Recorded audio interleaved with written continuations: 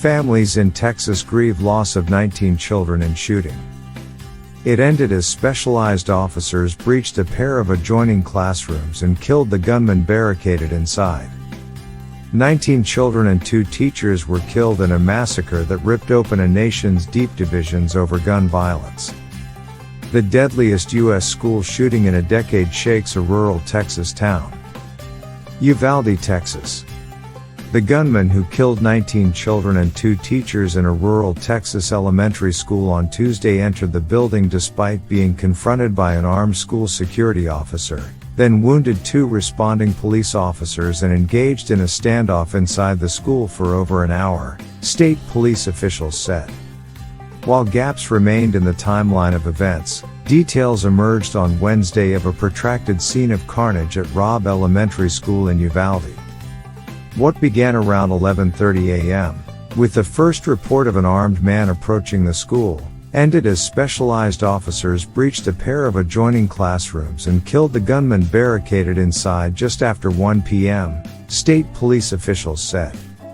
It was not known how many were killed in the first minutes of the massacre, which was the deadliest in an American school since 20 children and 6 educators were shot to death at Sandy Hook Elementary School in Newtown, Connecticut, in 2012. But officials said that the officers had successfully contained the gunman, identified as Salvador Ramos, until more specially trained officers could arrive. Yet even as the details of the attack became more clear, the motivation behind the eruption of violence remained frustratingly opaque. In the absence of an explanation, there was only deep grief in a community unaccustomed to outside attention, and a raw renewal of the national debate over firearms legislation and the stupefying tally of gun violence in America. By Wednesday, all of the victims had been identified by the officials, who had yet to release their names, but the toll of the tragedy was only beginning to take shape. All 21 fatalities occurred in a single area of the school, the authorities said. They included Eva Mireles, a teacher who ran marathons in her free time, and Jayla Silguero, 10, the youngest of 4 children. "I can't believe this happened to my daughter," said her father, Jacob Silguero, crying during an interview. "It's always been a fear of mine to lose a kid." President Biden said he would travel to Uvalde in the coming days to try to comfort the residents. He did not call on Congress to take up gun safety legislation, but in remarks on Wednesday said that the Second Amendment is not absolute and that previous gun safety laws did not violate its constitutional protections. "These actions we've taken before, they save lives," he said. "They can do it again." Still, with little apparent opening at the federal level, states controlled by Democrats moved to introduce their own changes. In New York, Governor Kathy Hochul said she would work to raise to 21, at a minimum, the age for buying AR-15 style weapons like the one the Texas gunman used. In California, the state Senate advanced a bill along party lines, proposed by Governor Gavin Newsom and modeled on Texas' restrictive abortion law, that would let private citizens sue those who make or sell outlawed ghost guns, ghost gun kits and assault-style weapons. "This state is leaning in," Mr. Newsom said. "We're leaning forward." In Uvalde, top Texas officials gathered for an emotional news conference that began with calls for unity in the aftermath of the killing. "It is intolerable and unacceptable to have in this state anybody who would kill little kids in our schools," said Governor Greg Abbott, who has celebrated the loosening of gun regulations in Texas and pushed for a new law last year that allows most Texans to carry a gun without a permit. But the somber tone that Mr. Abbott sought to strike was upended by Beto O'Rourke, the Democrat challenging Mr. Abbott's re-election, who blamed the governor for the repeated carnage in the state. "The time to stop the next shooting is right now and you are doing nothing," Mr. O'Rourke said. "Sit down, you're out of line and an embarrassment," the lieutenant governor, Dan Patrick, responded. The interruption and resulting vitriol from the stage, filled almost entirely with Republican officials, revealed in an instant the entrenched battle lines over gun ownership and mass killing in the United States. "I hate to say this, but there are more people who are shot every weekend in Chicago than there are in schools in Texas," Mr. Abbott said later. He criticized people who think that, well, maybe we just implement tougher gun laws, it's going to solve it, saying that Chicago and LA and New York disprove that thesis. Governor J.B. Pritzker of Illinois responded later by pointing to evidence that the majority of guns used in Chicago shootings come from states with lax gun laws. Mr. Patrick said limiting entrances to just one at smaller schools could be a solution to keeping students safe. He also suggested arming teachers. Mr. Abbott stressed the need for better mental health care, though he did not propose how to improve access to it in the state. Yet in the case of Mr. Ramos, there was little to raise official alarm ahead of the shooting, officials said. No history of mental illness. No apparent criminal record. "We don't see a motive or catalyst right now," said Stephen McCraw, the director of the Texas Department of Public Safety. But those who knew the gunman said he had been slipping away. He appeared to have dropped out of high school and often frightened co-workers at a fast food restaurant where he worked. When picked on, he would lash out in response. Acquaintances said he frequently missed class and had few friends.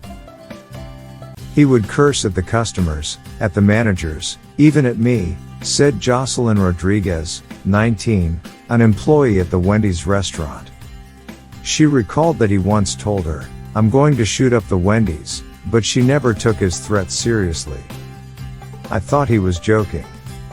2 weeks ago, she said, he stopped showing up to work. He purchased an R-style rifle at a local retailer on May 17th, a day after his 18th birthday. Then he bought another one on May 20th, officials said.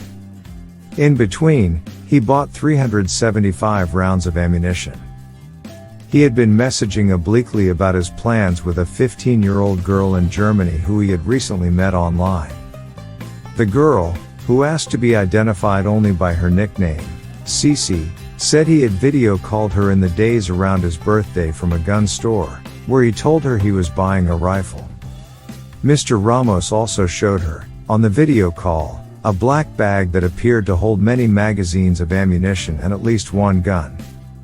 On Tuesday morning, parents dropped their children off at Robb Elementary, a cheerful brick schoolhouse near the edge of Uvalde where everyone was preparing for summer break. Narcidelia Luna and her 8-year-old grandson, a third grader, attended an end-of-the-year awards program in the school's cafeteria. But her grandson told her that he wanted to go home early. So they did. "I gave in and I'm glad I did," she said. They returned to their home on Diaz Street. Along that same short street, less than half a mile from the school, Mr. Ramos lived in a modest home with his grandmother. On Tuesday morning, Mr. Ramos texted the girl in Germany just after 11 a.m., apparently annoyed that his grandmother was calling AT&T about his cell phone. "Do something to her RN," he wrote. The screenshots do not show Cece replying, but at 11:21 a.m., Mr. Ramos sent another text, "I just shot my grandma in her head," followed immediately by another, "I'ma go shoot up a elementary school RN." Mr. Ramos, officials said, had picked up one of the weapons he had bought, and shot his 66-year-old grandmother in the face. The injured woman rushed to a neighbor's house for help while Mr. Ramos sped off in her pickup truck, bringing with him a bag of ammunition and the two weapons. Ms. Luna said another neighbor spotted the grandmother with blood on her face running across the street. The truck Mr. Ramos was driving, officials said, crashed at high speed next to the school at roughly 11:30 a.m. As he approached the school, officials said, he encountered an Uvalde school district officer. There were conflicting reports, state police officials said, as to whether there was an exchange of gunfire at that point.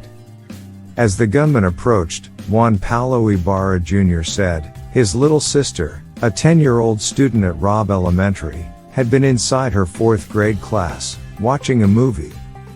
He said she looked out of the classroom window and saw a man outside with a gun, then alerted her teacher, Soon the classroom could hear gunfire aimed toward nearby windows, she told him. Mr. Ibarra said his sister described how she and her fellow classmates jumped out of the window, one by one, and ran to a funeral home across the street, seeking refuge. The gunman entered the school. After he was inside, 2 officers from the Uvalde Police Department arrived, engaged the gunman and were immediately met with gunfire, officials said. Both were shot. Soon, scores of police officers responded to the scene, but the gunman had barricaded himself inside what Mr. Abbott described as internally connected classrooms. It would take a tactical team, including specialized Border Patrol agents, to finally breach the room. As they entered, one of the agents held up a shield so the other agents could file in behind, an official briefed on the investigation said. 3 of the agents fired their weapons once they were in the room, striking the gunman several times and killing him shortly after 1 p.m. In Uvalde, which lies in a rural area near the Mexican border dotted with desert willows and big-tooth maples, there are so few places to host large events that the governor's news conference took place in the same high school the gunman had attended. Classes were supposed to let out on Thursday for the summer. Instead, the year ended early as parents were faced with the unthinkable, waiting for hours on Tuesday for the dreaded confirmation about the fate of their children, some having provided DNA swabs to prove their relationship. They were beautiful, innocent children, said George Rodriguez, who had ties to 2 children killed in a shooting, a niece and a 10-year-old boy, Jose Flores, who he said had been like a grandson. Mr. Rodriguez said a counseling session at the local civic center had offered little relief from the pain of losing the boy whose photo he kept in his wallet, my little Josecito.